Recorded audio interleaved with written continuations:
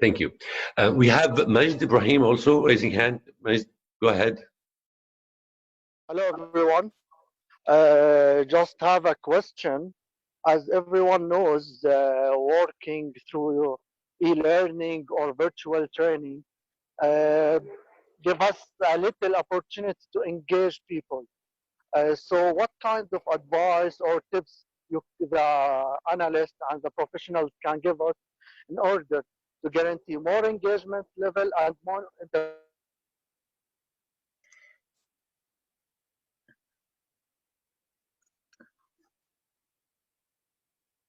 I think the end of your question cut off a bit, but I think you're talking about engagement. And I would like to just start, and then I'll pass it over to Mike and John, by stating that you cannot simply cut and paste what you do face-to-face into a virtual learning experience, because that's just not going to work. If you want to think about it this way, what is your general attention span for viewing a video, like any YouTube video? If it's more than 4 minutes long, do you watch the whole thing when you're online? Probably not, right? So you have to take into consideration that you're not going to have the same kind of attention span in a virtual environment that you are in a face-to-face environment, primarily because there's not somebody standing in front of you. There's ways to be engaging online, absolutely. I can't tell you how much interaction we're getting in the current virtual course that we're running. It's actually quite overwhelming. And these are people from all across the world who are engaging through comments, through discussions, through a lot of different formats, but they are engaging. And why is that? Because the information is being presented in a way that is suitable for engagement. So you can't stand in front of people and a PowerPoint and talk to them online, because they're going to be looking at something else. You have to make sure that it is engaging from a virtual perspective, not from a face-to-face perspective.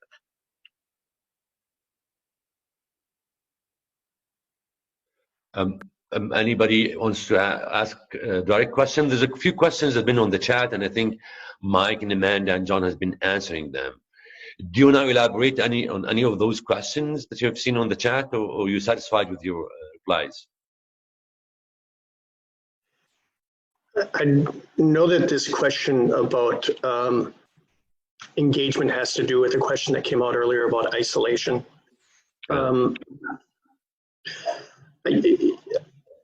First of all, you're not going to solve all these problems, and there's going to be some weaknesses. I don't want to sell this as the cure-all for everything. It's not. It addresses a lot of problems, but you'll have challenges. When talking about engagement and isolation, I just want to make a differentiation that, you know, there's a lot of different tools out here, and if we're talking about ones like we, you know, are using here, you know, I think it's important to have your definition of engagement be a little bit disaggregated. I disaggregated into 3 levels. How do you engage with the facilitator? How do you engage with the other learners? And how do you engage with self-reflection? All 3 are very important types of engagement. With the facilitator, I recommend you all that you invest in your own personal development and professional development so that you get good at facilitating. Make it interesting, organize your thoughts, make it fun. That's your responsibility. That's a new set of skills that you'll have to do. In your engaging with others, figure out ways to put in activities that allow there to be peer-to-peer sharing. That is really hard. It's great in face-to-face, so when people stand up to a white, what do they call it, or a flip chart, and build something together, such great energy in the room. How can you get that energy and the ideas in there? Well, there are some tools. There are breakout rooms that you can use in Zoom. We're not using them right now, but it gets into smaller groups, and you can give people tasks. Come back to us and report back on your thinking on these topics. Get them involved in co-creating. I'm also going to drop into the chat a tool that most people don't think of when they think of e-learning tools, but I love this tool. It's my favorite. And it basically lets you have a flip chart in your virtual online meeting room. And it's so energy, and you can break into small groups, you can come back and report, you can correct and comment and decipher. I love this tool. It's great for engagement. Costs a little bit of money.